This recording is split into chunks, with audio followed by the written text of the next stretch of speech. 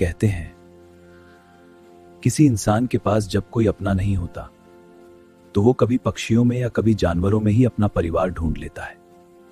ये कहानी है एक ऐसे अनाथ लड़के की जिसके पास न माँ थी, न बाप, न रहने को घर, न पहनने को कोई कपड़ा, न खाने को रोटी और न ही कोई पक्का काम। लेकिन एक दिन सड़क किनारे उसे एक ऐसी बछड़ी मिली जिसने उसकी किस्मत भी बदल दी और जिंदगी का खालीपन भी भर दिया।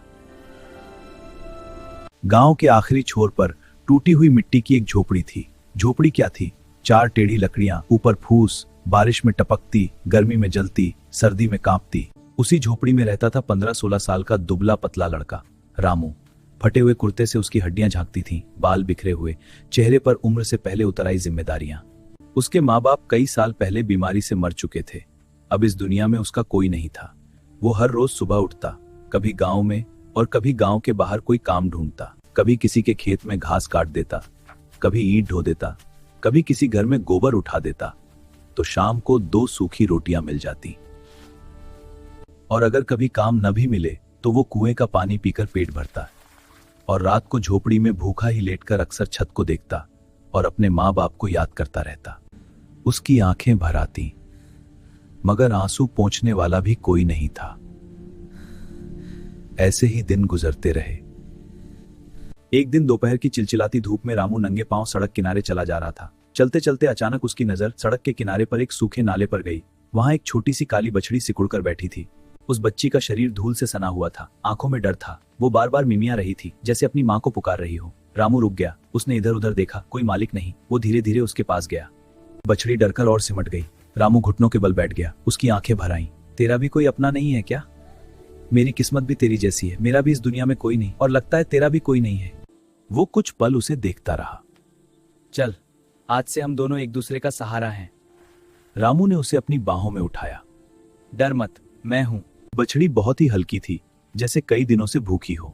चल बछड़ी, चल घर चलते हैं। रामू रास्ते में उससे बातें करते करते डर मत उसे सीने से चिपकाकर अपनी झोपड़ी में ले आया। झोपड़ी में लाकर उसने एक पुराने बोरे पर उसे बैठाया, उसको पानी पिलाया, फिर झोपड़ी के पास बाहर से थोड़ा चारा लाया।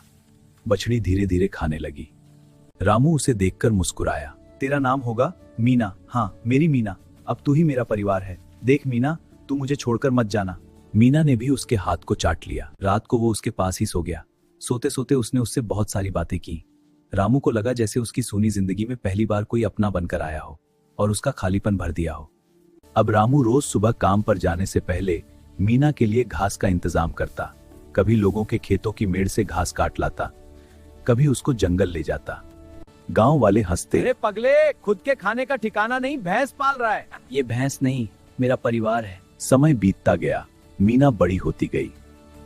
उसका शरीर भरने लगा, चमक आने लगी और रामू उसके साथ साथ जीना सीख गया। वो हर रोज उससे ढेर सारी बातें करता रहता। कुछ साल बाद मीना जवान हो गई और उसने एक प्यारी सी सुंदर सी काली बछड़ी को जन्म दिया।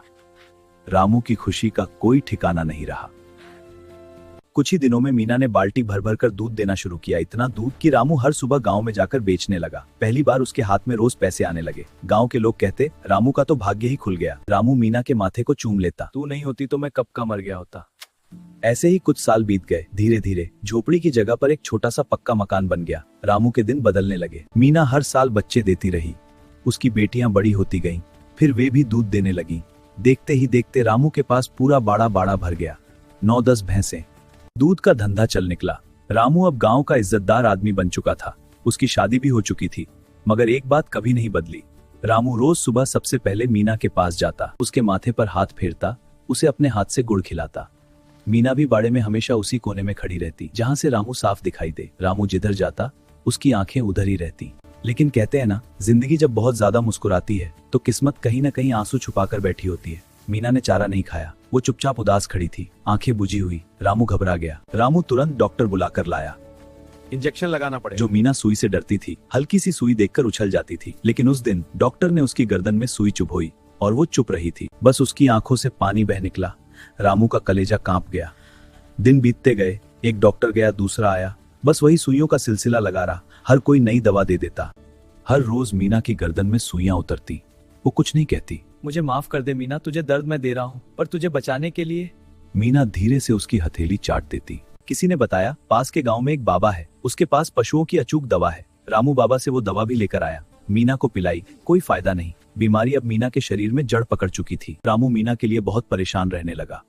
और एक शाम आसमान में सूरज डूब रहा था, बाड़े में अजीब सन्नाटा था। मीना अचानक धड़ाम से नीचे बैठ गई, फिर पूरी तरह लेट गई। रामू उसके पास आया। मीना ने सिर उठाने की कोशिश की लेकिन सिर उठ नहीं पाया। उसकी आंखों से लगातार पानी बह रहा था। शायद वो समझ चुकी थी कि अब उसके जाने का समय आ गया है। तूने मुझे सड़क से उठाकर बड़ा आदमी बनाया, मैं तुझे मौत से भी नहीं बचा पाया मीना। रामू का गला बंद हो गया, वो आगे कुछ ना कह सका। तो मीना ने आखिरी बार आंखें खोली, रामू को देखा, उसकी गोद में सिर थोड़ा और टिकाया, एक लंबी सांस ली और सब खत्म। मीना की आंखों का पानी सूख चुका था, लेकिन रामू की आंखों का पानी बह निकला। रामू मीना के लिए ऐसे रो रहा था जैसे कोई बेटा अपनी मां के लिए रोता है। उस रात पूरे गांव ने पहली बार देखा एक इंसान और जानवर का अनोखा प्यार। और कई साल गुजर जाने के बाद भी रामू मीना को कभी नहीं भूला।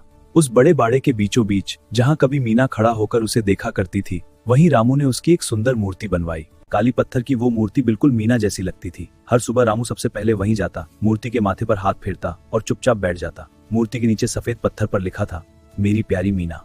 लोग कहते हैं जानवर बेजुबान होते हैं, काश इंसान भी तेरी तरह वफादार होते हैं।